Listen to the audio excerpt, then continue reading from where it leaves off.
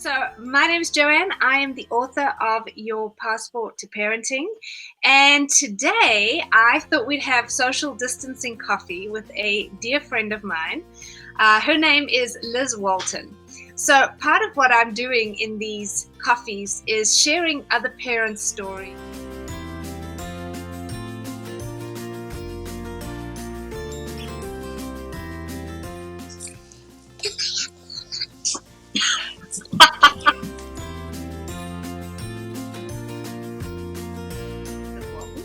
She is a fertility specialist, and I'm going to let her tell you what her story is, and then we're going to get into some chats. So tell us about you, because I know I met you about 2 years ago, and I was immediately taken with how bubbly and naughty you are all at the same time. Serious and naughty. I love it because you have a very interesting story. It's a fertility journey story, and I'm a much older mum. So for me, it in my 20s, for me, I was not interested in doing anything like settling down. I was having far too much fun just living life.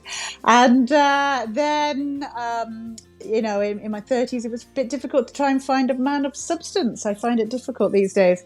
And so I didn't actually get married till I was about 35. And then I know that you're considered old already, even though you still obviously feel like you're 20.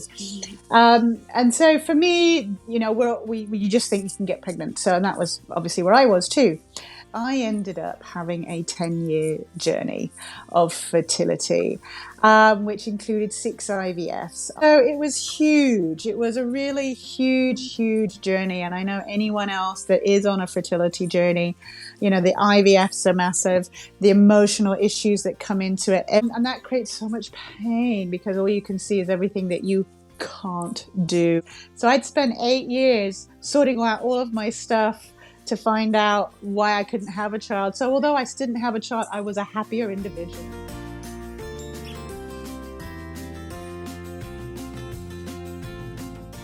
I wanted to be able to live a life where I was present, where I was living and I was happy. I ended up getting pregnant naturally, and I assumed I was going in for the menopause because obviously, life had shown me that and everyone else had told me I couldn't. So How old were you there?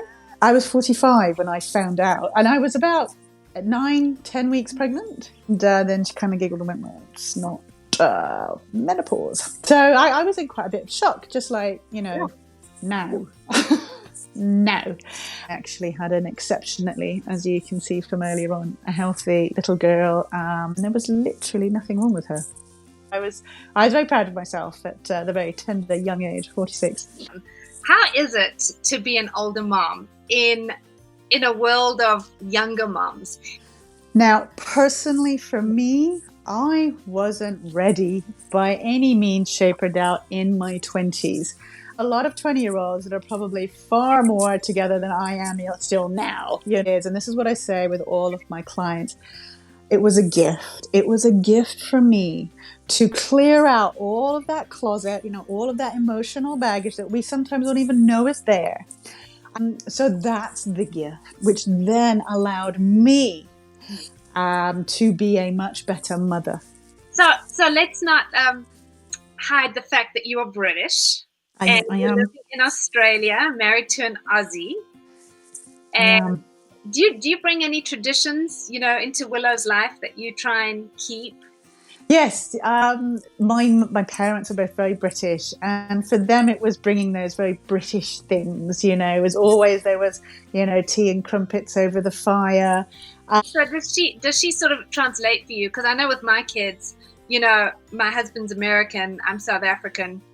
My kids will translate for us in our house. I'll say when they were younger, I'd say, well, grab the pram.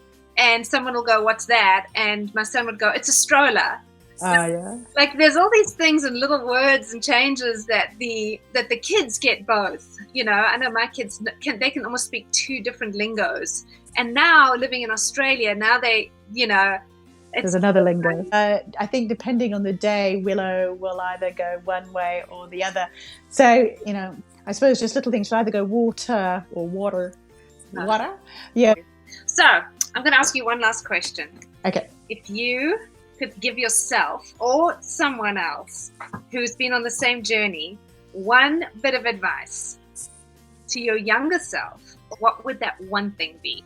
Yeah. So I think one of the biggest things that we forget to do, and I did as well, is see what you have got instead of what you haven't.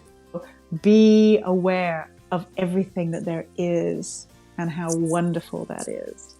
And, part of this, coffee series that I like to do is to really just show other parents just a little bit of insight into somebody else's parenting. Often we so quick to just judge a parent in the moment, or, we didn't see the before, we don't see the after, we don't know what's going on.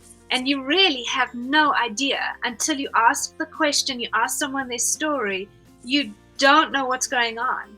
And yeah, I really appreciate you sharing your beautiful story about your beautiful Willow. Thank you very much. Wishing everybody out there health and happiness. Yeah, and if anyone, I'll leave your details in the comments, and if anyone wants to chat to you, I'll just put all your details and your contact details, and they can shoot you a message or an email, or because I'm sure that you could be such a huge resource to so many women. So if anyone has any questions, I will just direct them back to you. Thank you very much. Yes, passionate, because if I can do it, they can do it. Love it. I love it. Okay, thanks so much. Thank you. Bye. Bye.